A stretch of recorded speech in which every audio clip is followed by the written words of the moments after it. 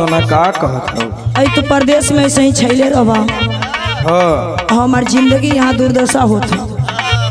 काहे तोहार जिंदगी दुर्दशा होता हो? इ तोरे माई बाबू के चक्कर में, इ तोरे परिवार के चक्कर में। अरे माई बाबू तो हर जिम्मेदारी वालों। अच्छा हाँ हमारे बास की बात ना हो कि तोहर जिम्मेदारी हम संभाल ले। भाई तेरी बात सुना। अच्छा तो तोरे बस कहो का तू सुनैबे करा। सुनता घर के बोझा लेके सैया ढोवता सीना से। अच्छा तो तू ना ढोइबू तो के ढोई? तू आके संभारो। अरे ये कौन बात है? घर के बोझा लेके सैया ढोवता सीना से। मन करे बेच दी जवानी लोहा टीना से।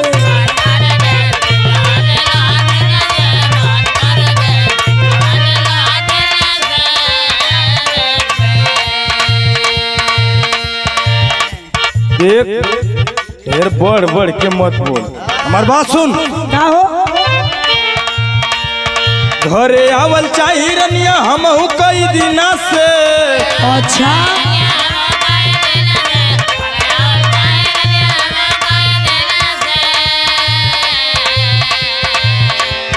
घरे आवल चाही रनिया हमहू कई दिना से। बढ़ल परेशानी बा रुकला महीना से। बढ़ल परेशानी बा।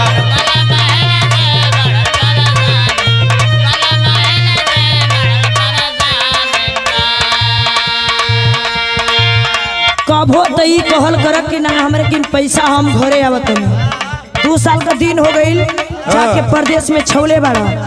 अरे का कहीं है सूरज सर हुआ, अमित सर हुआ, आई हेडो साहब में हम छुट्टियां नहीं के मिलत। अच्छा हाँ। ये नहीं सबके लेके रहा और हम जात नहीं। अच्छा कहाँ जात हो? तनी सुनो। हाँ। तोहरे माई बाबूजी के बात ना सहाई। काहे माई बाबूजी तोहार होश बन गइल माने का?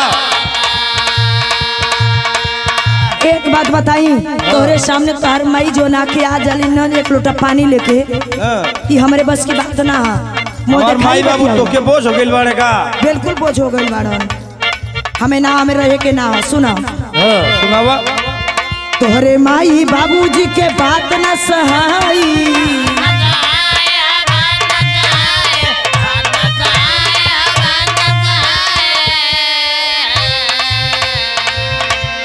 घर नहीं आई बता नैहर चली जाई। नैहर चल जाए तब क्या करो? हो जाई कवन के हो जाए काहे के धइले हो? अच्छा कहत के दांत के धइले बानी। तोहरे बाबू माई से निक तो हमार बाबू माई बाड़न। तोहरा के रोज फोन करके पूछलन का हो बेटवा ठीक बाड़ा। तार माई बाबू कह दे। अरे भाई तो सास ससुर जी कई फर्ज बा कि दामाद का हाल चाल लिहल जाए। अच्छा हमके तार माई बाबू कई दिन हाल चल लेवलन घरवा में। अरे माई बाबू तो के बड़ी मानल हमार। हमें पता है। तनी सुना। इज्जता बिछौना सैया रोज पसीना से। अरे पसीना होता कि पानी गिरा देता। अच्छा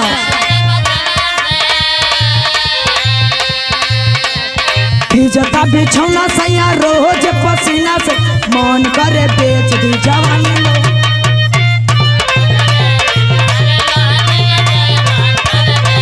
जवानी लोहा टीना से।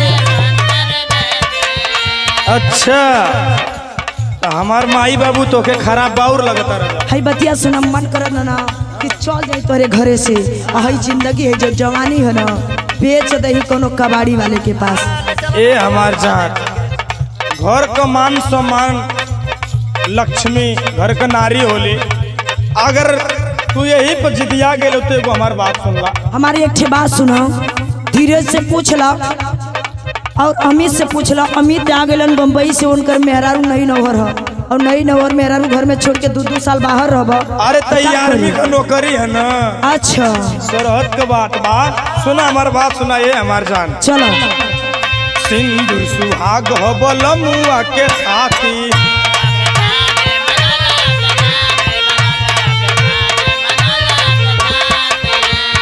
इतना ना हाँ पर्दा में राख जवनिया के ढाकी।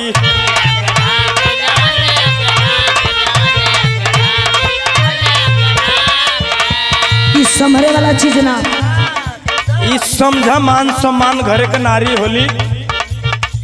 सिंदूर सुहाग बलमुआ के थाती। बड़ी ऊंची बात बोलत हुआ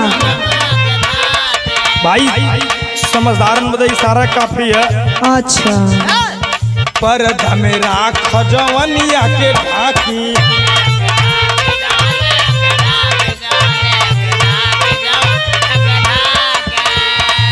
इतना ना, हाँ चंद्रजीत जो हेली कविता कई दिन से। अरे अरे अरे ओकरा चक्कर में पकड़ाई बड़ा हम जानी ला। चंद्रजीत जो हेली कविता कई दिन से। बेची हजानी रनिया जवनिया लोहाटीना से।